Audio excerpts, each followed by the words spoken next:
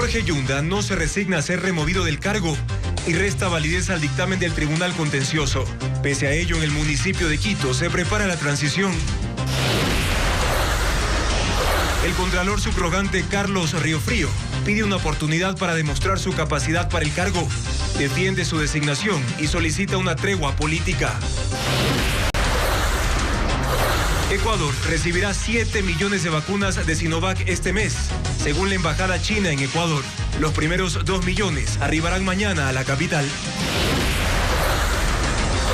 Miguel Nazareno, el rostro de Big Money, no llegó al llamado voluntario de la Fiscalía. Deberán fijar nueva fecha dentro del caso por presunta red de captación ilegal de dinero.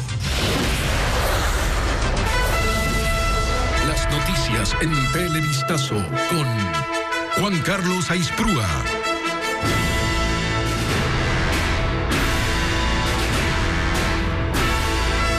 ¿Qué tal, amigos? Buenas noches, bienvenidos a Televistazo Estelar. Este viernes 2 de julio iniciamos con la información.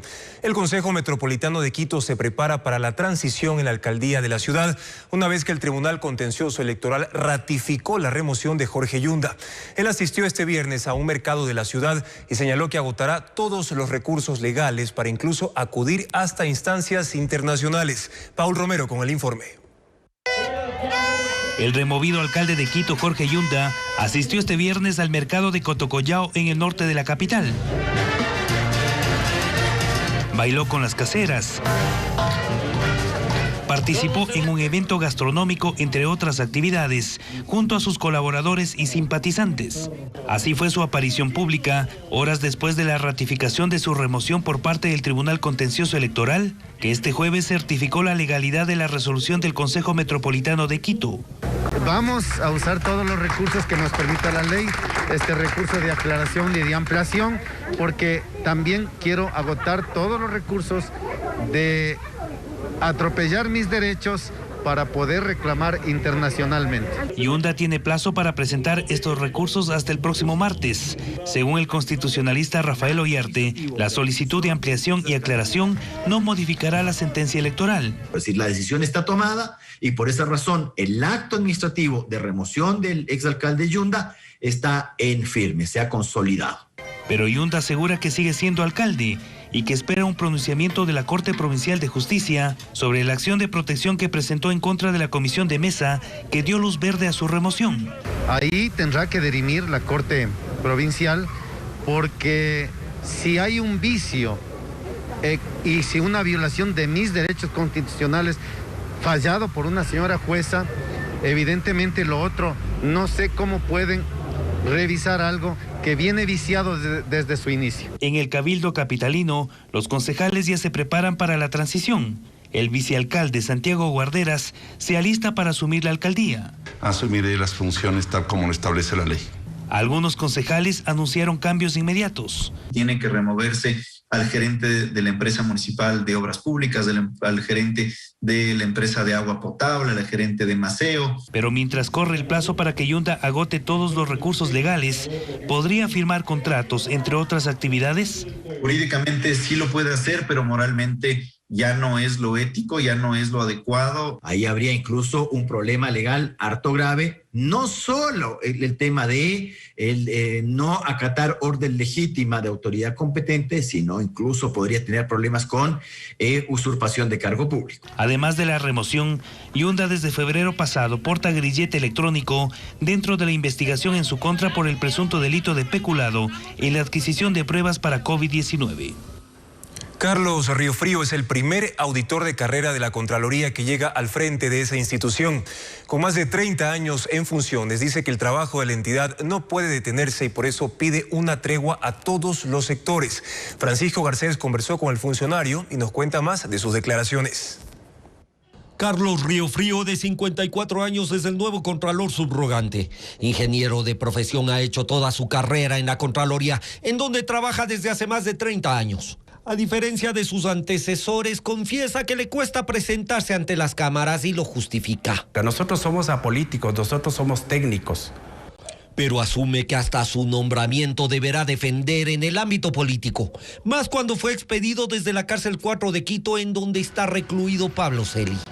Todo eso está legalmente suscrito y mi posesión como Contralor General Subrogante es totalmente legal. Desde el despacho de subcontralor pide una tregua para darle un respiro a la institución que se convirtió en el blanco de acusaciones de corrupción desde que estalló el caso Las Torres, que tiene a Celi en la cárcel. Y la única manera de seguir es que nos den una oportunidad para nosotros poder demostrar de lo que somos y lo que hemos sido capaces de hacer. A veces sin fundamento emiten criterios en contra de la institución. Y apenas a 5 días de asumir el cargo ya prepara una defensa pública a la institución, más cuando la Fiscalía y la Asamblea apuntan a que ahí se instauró un sistema para desvanecer glosas. 4.000 en los últimos 14 años por más de $800 millones. No podemos satanizar el término desvanecimiento con que todo absolutamente y por orden de una sola persona se daba ese procedimiento, porque está instituido aquí, es un proceso, y a través de informes y de análisis técnicos que se realizan, que están totalmente respaldados. Río Frío encabeza ahora 4.000 servidores de la Contraloría y si su pedido de tregua tiene eco, podrá estar en funciones hasta el próximo año, cuando se nombrará un contralor titular. El Consejo de Participación Ciudadana está abierto a la posibilidad de nombrar un contralor temporal mientras se desarrolle el concurso que designará al reemplazo de Pablo Celi. Sin embargo, señalan que es necesario que la Asamblea prepare una reforma legal que no debería tomarles mucho tiempo. Entre 4 se hace mayoría en el Consejo de Participación Ciudadana y Control Social. Tienen una. Y ante la crisis de la Contraloría General del Estado, un exhorto y una acción. Vamos entonces con lo primero. Los consejeros dicen que si ellos no hacen nada con esto del contralor subrogante preso que nombra a subcontralor desde la cárcel, no es porque no quieran, sino porque no pueden, pero que eso se puede resolver. Nosotros exhortaremos a la Asamblea Nacional a que haga una ley interpretativa de la Ley Orgánica de la Contraloría General del Estado para solucionar este vacío legal que incluso el mismo Procurador General del Estado ha manifestado públicamente. Si es que la Asamblea así lo decide, nosotros, después de ese pronunciamiento y después de esa legislación, de acuerdo a lo que se establezca, podemos encargar, de acuerdo al procedimiento que la misma Asamblea decida. Que con 1 o 2 artículos el asunto podría tener salida y entonces nombrar a un encargado, pero que para eso hace falta voluntad política y que hay que ver si de eso hay en el legislativo. Y mientras se procesa, contaban que ellos están listos para iniciar ya con el concurso para designar al nuevo contralor, pero que primero es lo primero. En el Pleno del Consejo de Participación Ciudadana aprobaremos la socialización del reglamento para el concurso de méritos y oposición para la designación del Contralor General del Estado. Y que para eso necesitan plata. $400.000 dicen que costará el concurso y que el Ministerio de Finanzas no les ha dado el dinero. Que apenas eso suceda, ellos arrancan. Ese proceso demorará entre 4 a 6 meses. Y que para diciembre podría haber un nuevo contralor, como regalo de Navidad. 126 miembros de la nacionalidad guaraní fueron vacunados. 2 puestos de inoculación se instalaron para intervenir a 7 poblados de la zona intangible en la Amazonía ecuatoriana. María Mercedes Granda con los detalles de este proceso. 126 miembros de la nacionalidad guaraní de la zona intangible Tagaer y Taromenane en la provincia de Orellana fueron inoculados contra el COVID-19. Los pobladores de 7 comunidades amazónicas son los beneficiarios. Allí se instalaron 2 puestos de vacunación. Esto marca un hito histórico en el proceso de vacunación, tanto en la región como en el ámbito internacional. Que más o menos para que la ciudadanía conozca se necesitan 11 horas en transcurso de lancha para llegar a Bamen, en donde fue la ocasión en donde iniciamos el proceso de vacunación. El proceso fue socializado previamente y las personas accedieron a la vacunación de forma voluntaria. La Comisión Interamericana de Derechos Humanos recomendó la priorización de la inoculación de las comunidades por vulnerabilidad y por las dificultades de acceso a la zona. En Ecuador hay 14 nacionalidades y 18 pueblos indígenas, algunos en aislamiento voluntario y no contactados. Este viernes, Miguel Ángel Nazareno estaba convocado a rendir su versión libre y voluntaria como parte de las investigaciones por presunta captación ilegal de dinero. Sin embargo, el militar no se presentó. En Quevedo, provincia de Los Ríos, se organizaron nuevas manifestaciones a favor de Nazareno, como nos cuenta José Carlos Alvarado. Son nuevas manifestaciones a favor de la supuesta plataforma financiera Big Money, entidad que ofrecía intereses del 90% a quienes colocaran dinero bajo el membrete de inversión. En Quevedo, provincia de Los Ríos, cientos de personas gritaron a favor de Miguel Ángel Nazareno, militar que se convirtió en el rostro del negocio. Camionetas llenas de ciudadanos y personas con pancartas apoyando a la cabeza de Big Money llegaron hasta la fiscalía. Ellos no van a venir a decirnos a nosotros qué tenemos que hacer con nuestros ingresos. Sin embargo, dentro del apoyo masivo hay quienes cuestionan. Ahorita los primeros que están poniendo se beneficiarán, sacarán su dinero. Pero ya los últimos va a haber problemas. La policía indicó que respeta el derecho de la ciudadanía a manifestarse, pero sin alterar el orden público. Hemos respetado el derecho a manifestarse, a expresarse de las personas. El dispositivo policial que se ha colocado ha sido para monitorear que no existan excesos. Y posterior a su derecho a manifestarse, se han evacuado sin novedad. Las horas pasaron y Nazareno no llegó. Pese a que la fiscalía no anunció dónde lo convocaron, extraoficialmente se conoció que la diligencia se tenía que dar en Quito. La Unidad de Análisis Financiero y Económico alertó en un comunicado que la ciudadanía debe conocer sobre los riesgos de invertir sus ahorros en negocios fáciles y que debe conocer que el crimen organizado actúa a través de varias formas de captación ilegal de dinero. Mientras tanto, se espera conocer cuándo sería el siguiente llamado a Nazareno dentro de la investigación. Y hace pocos minutos nos ha llegado un comunicado a nombre de Miguel Nazareno, representante de la plataforma Big Money. Según el documento, él ha designado a un estudio jurídico para que esté al frente de las diligencias legales. En otro párrafo de la misiva redacta: por seguridad de su dinero, debo mantenerme a buen recaudo hasta que nos permitan, sin presiones, poder estar junto a ustedes y continuar con la reactivación económica y la ayuda social, dice Nazareno. Expertos consultados por Televistazo consideran que la plataforma Big Money estaría utilizando el esquema Ponzi como mecanismo para mover enormes cantidades de dinero de miles de personas en Quevedo. Pero exactamente, ¿qué es el mecanismo Ponzi? ¿En qué consiste? William Young nos explica. Big Money apareció en Quevedo, Los Ríos, como un tentador negocio para hacer dinero fácil. Y según Roberto Palacios, profesor de finanzas de la Escuela de Negocios de la Politécnica del Litoral, de forma ilegal, nos dijo que se trata del esquema Ponzi. Se lo explicamos. Parte de una figura principal, en este caso Miguel Nazareno, como la cara visible de Big Money. Luego, a su alrededor empiezan a formarse círculos con los aportantes, sin necesidad de que exista un vínculo entre ellos. El dinero que entregan sirve para cubrir el interés de los anteriores.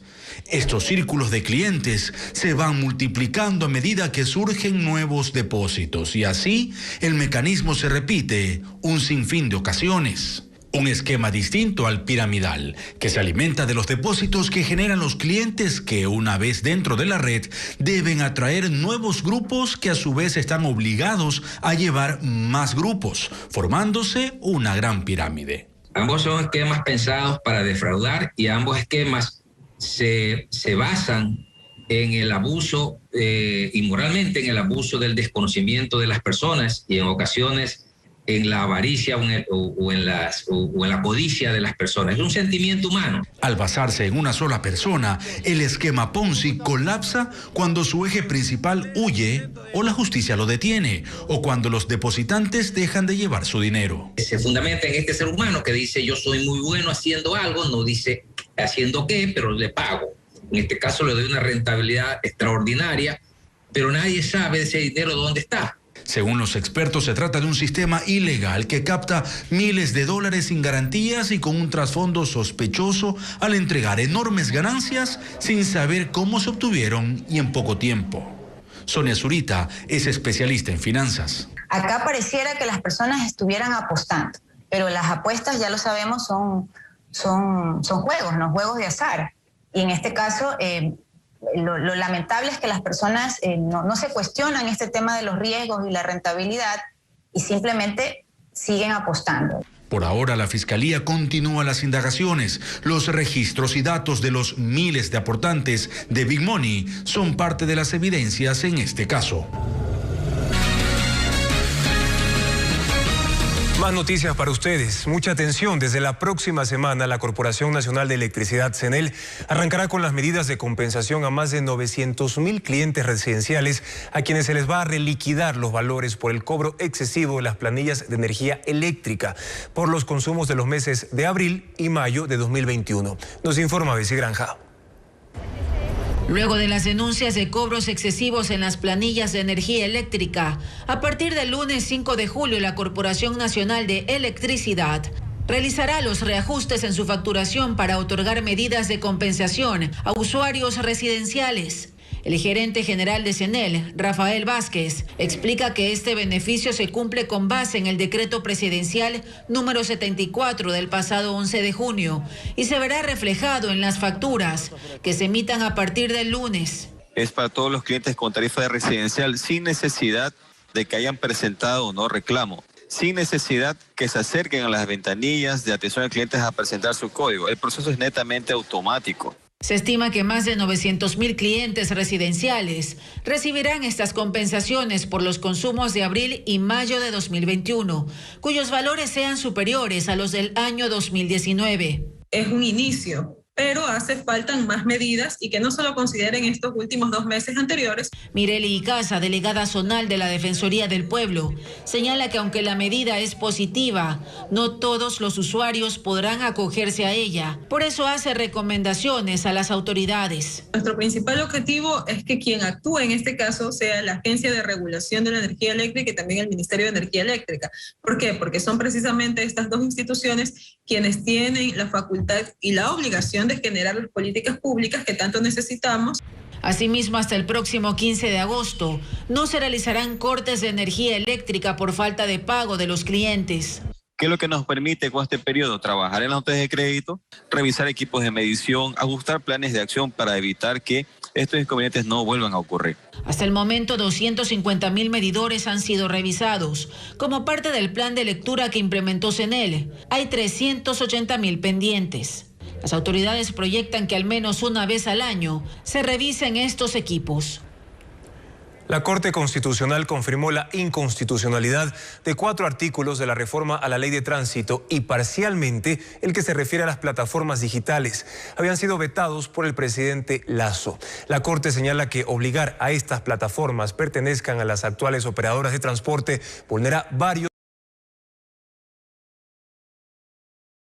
artículos de la reforma a la Ley de Tránsito por considerarlos inconstitucionales.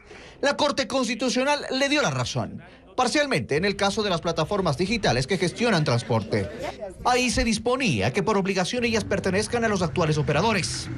La Corte señala que al permitir que los dueños de las plataformas sean únicamente las operadoras debidamente constituidas, se está favoreciendo las que ya existen en perjuicio de las operaciones que podrían constituirse posteriormente. Por tanto, las libertades de contratación se verían afectadas de forma injustificada. Esto no convence al gremio de taxistas. Porque ¿dónde queda también el derecho de igualdad ante la ley? Para brindar el servicio de transporte a quienes en este momento contamos con un permiso de operación, lo obtuvimos en base al cumplimiento de una serie de requisitos. ¿Dónde queda la seguridad jurídica? Intentamos conseguir una versión de las plataformas, pero anunciaron que se pronunciarían la próxima semana. Fafo Gavilanes fue el presidente de la comisión de la anterior asamblea que creó las reformas. Dice que hay temas que diferencian una de otra. ¿Por qué tiene que ser solo chofer sportman o no profesional? Y a una compañía debidamente constituida sí se le exige que sea chofer profesional. Desde el taxismo dicen que acudirán a la asamblea con una propuesta, pues consideran que las operadoras, además de ser seguras, tienen obligaciones legales que incluso los pueden llevar a la cárcel. Por ejemplo, en el caso de una paralización. Que cumplan con todos los requisitos que tienen que cumplir y nosotros estaremos totalmente de acuerdo. Pero caso contrario, aquí en Quito se constituiría en tierra de nadie. El dictamen de la Corte además declara inconstitucionales artículos sobre la moratoria de entrega de títulos habilitantes y la imposibilidad de transferirlos por un periodo determinado. Y dispone a la Asamblea hacer los cambios en las reformas para su trámite y vigencia. El Pleno de la Asamblea archivó el juicio político en contra del exministro de Energía René Ortiz y confirmaron la urgencia del proceso contra el contralor Pablo Celi. Patricio Díaz nos cuenta que hubo señalamientos a la Comisión de Fiscalización por la demora en el tratamiento de estos casos. La sesión del Pleno se centró en quién era el responsable de que no se hayan tratado los juicios políticos antes. El presidente de la Comisión de Fiscalización responsabiliza a la presidenta de la Asamblea. Y el movimiento de ella, Pachacuti, dice que es culpa de él. Y yo no me paro a estar cuando usted habla, a estar haciendo las payasadas que usted hace. Al final hicieron lo que el correísmo propuso hace una semana. Archivaron el juicio al exministro René Ortiz para priorizar el juicio al contralor Pablo Celi. La decisión fue unánime. Este juicio en realidad para mí era nulo porque no tenía acusadores. Los acusadores que fueron los que iniciaron el proceso ya no están aquí en el Parlamento Nacional. Pero el Pleno, bajo propuesta de Pachacuti, había aprobado nuevos interpelantes hace una semana y esta vez se echaron para atrás. Dicen que la comisión ese día no presentó un informe claro y legal. La ley orgánica de la función legislativa establece que tiene que haber un informe de la Comisión de Fiscalización, de la cual preside el colega Villavicencio, para nosotros podernos pronunciar sobre el archivo. Y ese informe, el 16 de junio no había. Se le unieron sus aliados de Izquierda Democrática. ¿Por qué recién esta semana y recién hoy se ha notificado? Ya basta de ese show mediático y el espectáculo político. Aquí algunos legisladores han hablado cualquier cosa. Creo que deberían seguir un curso básico de lectura de la Ley Orgánica de la Función Legislativa y de la Constitución. Desde Creo, aunque también criticaron las demoras, se centraron en lo que se viene, el juicio político al contralor Pablo Celi. Vamos a darle a los ecuatorianos realmente un proceso que nos permita devolverle esa institucionalidad a la Contraloría. Queda nuevamente en manos de la Comisión de Fiscalización la celeridad de este juicio. En los próximos días se definirán comparecencias, entre las que se incluiría al contralor, que está en la cárcel 4 de Quito. Un tribunal de la Corte Nacional de Justicia revocó en segunda instancia la condena por calumnia que pesaba sobre la consejera de Participación Ciudadana María Fernanda Rivadeneira. La sentencia establecía una pena de 6 meses de cárcel por las denuncias que realizó Rivadeneira contra el expresidente del organismo, Cristian Cruz. María Mercedes Granda con las reacciones de las partes involucradas. La consejera de Participación Ciudadana María Fernanda Rivadeneira fue declarada inocente. El Tribunal de Apelación de la Corte Nacional consideró como innecesaria y desproporcionada la sentencia de 6 meses de cárcel por calumnia, por una denuncia que realizó en su contra el expresidente del Consejo de Participación, Cristian Cruz, por la forma en la que él obtuvo su carnet de discapacidad. La defensa del expresidente del organismo rechazó la decisión. No estamos de acuerdo, consideramos que no se han tomado en cuenta todos los hechos que se dieron o que se probaron en la audiencia de juzgamiento, de tal suerte, y es por ello que vamos a ir con el recurso de casación. Mientras que la consejera de Participación Ciudadana, María Fernanda Rivadeneira, sostiene que el fallo fue apegado a derecho. Yo siempre supe que esta sentencia era totalmente inconstitucional, ilegal, ilegítima. Marca un precedente histórico de jurisprudencia en el cual establezca la libertad de expresión como derecho constitucional, y quien tenga que emitir algún tipo de criterio o opinión frente a un funcionario público está en la libertad de hacerlo.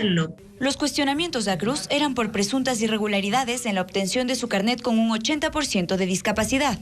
No solo es tener el carnet, es que no demostró nunca que tenía una discapacidad del 81%. Primero hay que determinar que ya se archivó una primera investigación hace 10 años. A pesar de eso, se ha abierto una nueva investigación donde nosotros estamos presentando los descargos. Esto está en fase investigativa.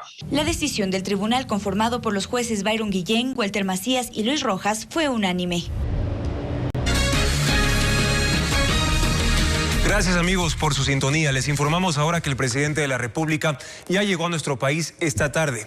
Así lo informó la Secretaría de Comunicación a través de un escrito.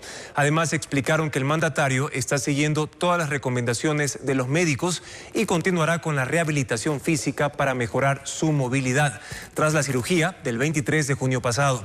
En el comunicado se especifica que el jefe de Estado retomará su agenda pública el lunes 5 de julio. Seguimos con más información aquí en Televistazo Estelar. 2 acribillados en Durán y un ciudadano asesinado por 2 extranjeros a quienes les daba posada en su casa son los crímenes más recientes cometidos en la provincia del Guayas. Les presentamos las circunstancias en las que ocurrieron estos hechos de sangre. Veamos. En Villa Bonita los rostros eran de tristeza, de preocupación, que habían matado al vecino, era el comentario común.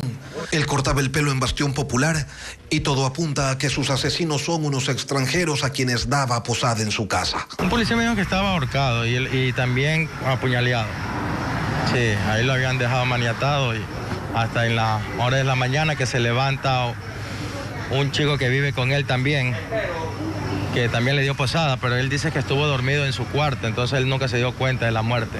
Y la verdad yo creo que eso fue por dinero, porque él estaba haciendo todo su casa, pues él está invirtiendo en su casa. La policía ya empezó con las investigaciones y dicen que a medida que se avance con las pericias se tendrá mayor claridad sobre los motivos del crimen. Lastimosamente no se acercó ningún familiar que nos pueda ayudar o certificar que nomás tenía el hoyo occiso. Entonces las investigaciones respectivas indicarán si es que hay prendas, hay dineros, hay artefactos eléctricos que se sustrajeron. Pero la muerte también estuvo por Durán. En la cooperativa San Francisco de Asís, 2 hombres conversaban en la parte exterior de un consultorio veterinario cuando les dispararon. Estaba ahí sentado un señor y otro señor, un muchacho y un moreno. Ajá. Y de ahí vino una moto y le dispararon. Que ese sector era tranquilo, pero hace tiempo cuentan que solo en las noches había que tener algo de cuidado, pero que ahora la delincuencia ya no conoce de horarios, que retornar a la casa a salvo es casi un acto heroico de supervivencia. Autoridades de la provincia de Los Ríos protestan ante la construcción de casetas de peaje en la vía Santo Domingo-Quevedo. La carretera fue concesionada a uno de los sentenciados en el caso Sobornos y aunque la obra fue delegada a la constructora de uno de sus hermanos, la pretensión de cobrar peajes antes de que la vía se amplíe genera un sinnúmero de reclamos. En la provincia de Los Ríos hay otro malestar en esta ocasión porque la concesionaria de la vía que une a Santo Domingo con Quevedo, antes de ampliar esos 113 kilómetros, construye las casetas de peaje para cobrar antes de que se ejecute la obra.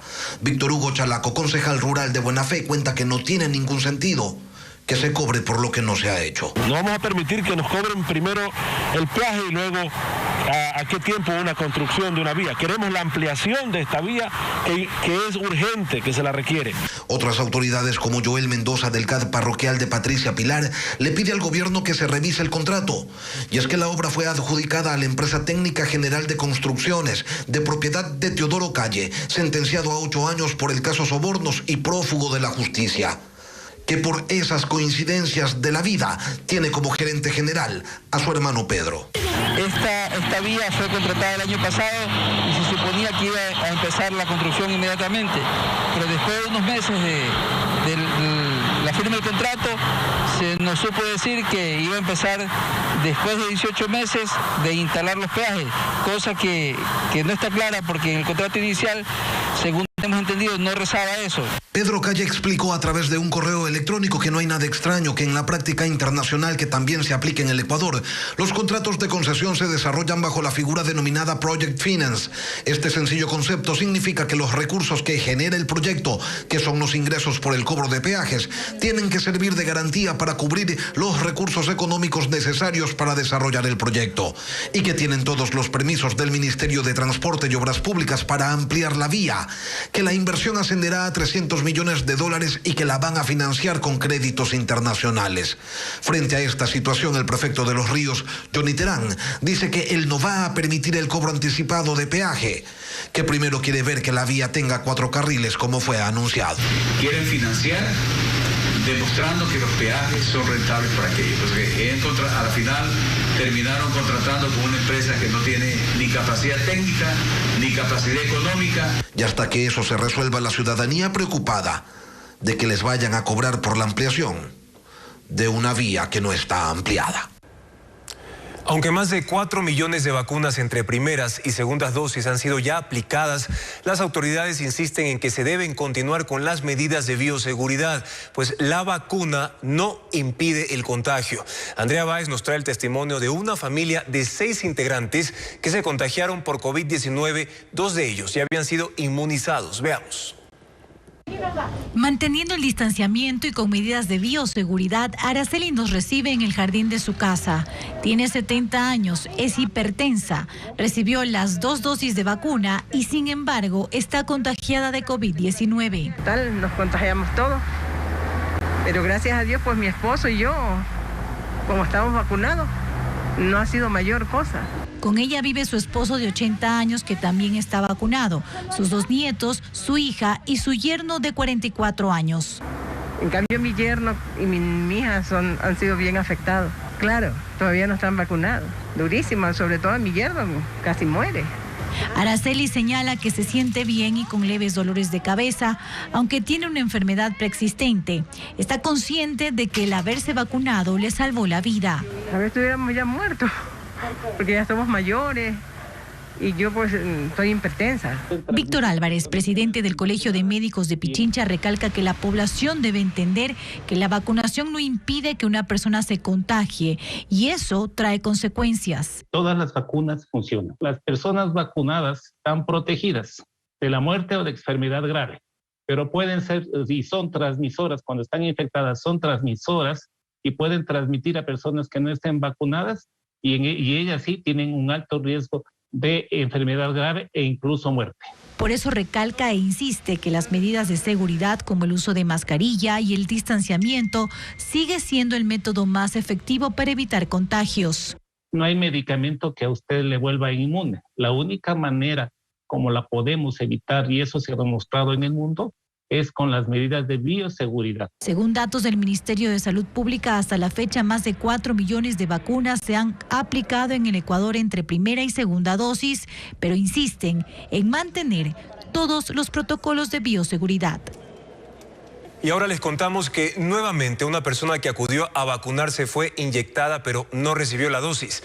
Ocurrió en un recinto ubicado en un colegio en el norte de Guayaquil. El paciente, después de reclamar, fue inmunizado. Situaciones similares se han vivido desde que el gobierno anterior empezó el proceso de vacunación contra el COVID-19. Ante esto, el Ministerio de Salud Pública emitió un comunicado en el que explicó que el ciudadano en primera instancia no fue vacunado contra la COVID-19, pero poco después, al detectar el error humano cometido, se le aplicó de inmediato el biológico de forma correcta.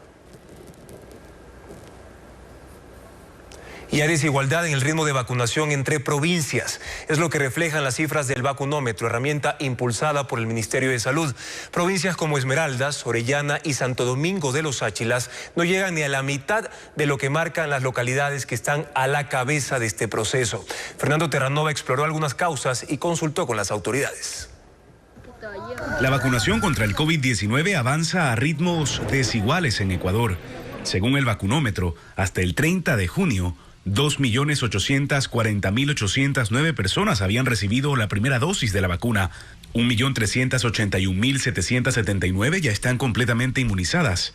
En total, se han administrado más de 4 millones de dosis. Galápagos, con el 97,64% de sus habitantes vacunados al menos con una dosis. Bolívar con 32,61% y Loja con 31,82%. Son las provincias con el ritmo de vacunación más rápido del país. Pero en la otra orilla, Esmeraldas con el 14,74%, Orellana con 15,65% y Santo Domingo de los Áchilas con poco más del 16%. Están en los últimos lugares. Jimena Orozco representa a los gobiernos parroquiales de Santo Domingo. Un requerimiento muy importante, esencial, primordial del sector rural ha sido que la vacunación llegue a todo el espectro de la población y no pueden excluirnos a los del sector rural. Además de un limitado acceso a Internet, desde la Asociación de Médicos Rurales del Ecuador apuntan también a la idiosincrasia como un factor que alimenta el ausentismo. Tienen la tendencia de creer más en lo que comenta el vecino, el tiendero o demás ciudadanos, el miedo a los efectos adversos de que hay hasta fallecidos por la supuesta vacuna, ya sea AstraZeneca o demás. ¿Por qué las provincias con menor porcentaje de vacunación no llegan ni a la mitad de los registros alcanzados en las provincias que están a la cabeza? ¿Y qué se hace para solucionarlo?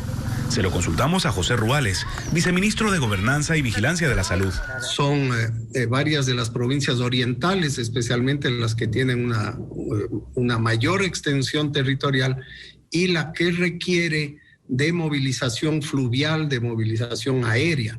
Y para ello nosotros tenemos varias estrategias. Básicamente lo hacemos a través de brigadas de vacunación. Desde el ministerio esperan que se concrete la llegada de vacunas de una sola dosis, como la china CanSino, para enfocar esas fórmulas en las zonas recónditas del país.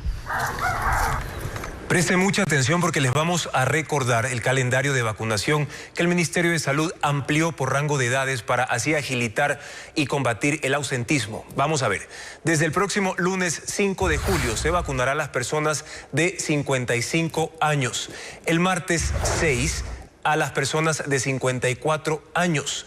El miércoles 7 de la próxima semana se vacunará a quienes tengan 53 años, mientras que el jueves 8 a los ciudadanos de 52 años. ¿Qué pasa? El viernes 9 de julio se va a vacunar a la población de 51 años. El sábado 10 a los ciudadanos de 50 años, mientras que el domingo 11 de julio se va a vacunar a quienes tengan 49 años.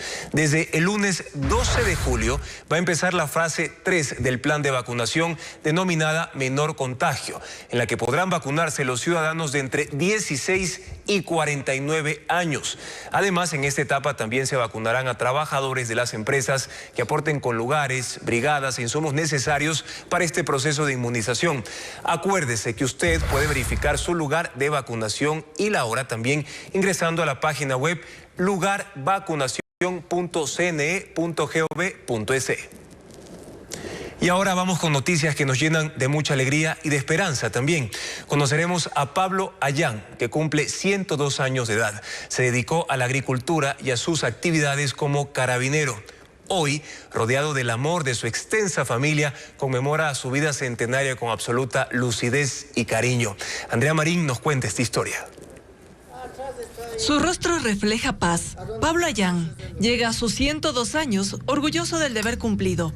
No solo en el aspecto laboral, sino también en la formación de su familia, los valores inculcados, apreciando los aspectos sencillos de la vida. No tener problema con nadie, tranquilo.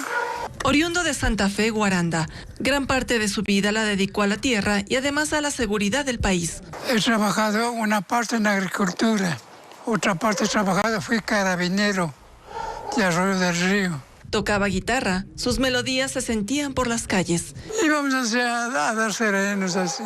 ¿Ya? Era humorada. Era muy apegado a la guitarra, cantaba. Sus 12 hijos resaltan su disciplina y cuidados como las claves de su longeva vida, sumado a la predisposición familiar. El padre de mi papá, él falleció más o menos a unos 116 a 117 años. Mi mamá falleció a los 96 años. Tengo unos tíos que han fallecido sobre los 100 años. Se regocijan de ver a su padre superar los 100 años en buenas condiciones. Plenamente sano, él está completamente lúcido y nosotros es una satisfacción muy grande. Lo consideran su ejemplo, quien nos formó y guió junto a su madre. Nos ha enseñado lo que es el trabajo, la lealtad, la honradez, y eso les llevábamos muy arraigado toda la familia. Tiene 30 nietos y 15 bisnietos. En el corazón de todos solo hay agradecimiento. A sus 102 años lo rodea la naturaleza, la tierra que tanto amó y la calidez de su familia.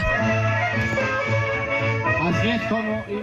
Muchas felicidades a don Pablo por sus 102 años de vida. Maravillosa familia. Haber llegado a esa edad en medio de una pandemia es una verdadera bendición. Y queremos aprovechar también este espacio informativo para reiterarles el link, la página a la que usted puede ingresar desde estos momentos ya para conocer el lugar en el que tiene que vacunarse. El lugar, la fecha y también posiblemente la hora. Ustedes lo tienen en sus pantallas. Lugarvacunacion.cne.gov.es. ingrese su fecha de nacimiento y también su número de cédula, reiteramos, para conocer el lugar y la fecha en la que tiene que vacunarse. Hasta aquí la información. Mañana seguimos con más noticias a partir de las 19 horas en Televistazo. Gracias por habernos acompañado.